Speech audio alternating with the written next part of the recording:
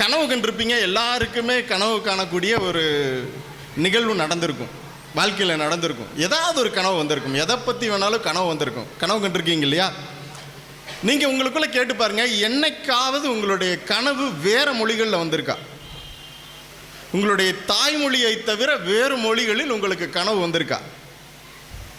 கனவு கூட தாய்மொழியை தவிர பிற மொழிகளில் வராது.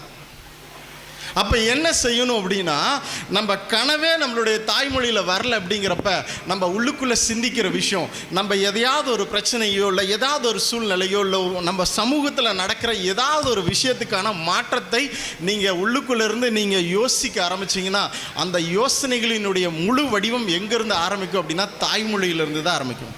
அப்போ அந்த ஆகச்சிறந்த அந்த தாய்மொழியிலேயே நம்மளுடைய மாணவர்கள் சிறப்பானவர்களாக இல்லை என்கிற பொழுது அவர்கள் எதிர்காலத்தில் சிந்திக்கக்கூடிய திறன் எப்படி இருக்குன்னு யோசிக்கங்க.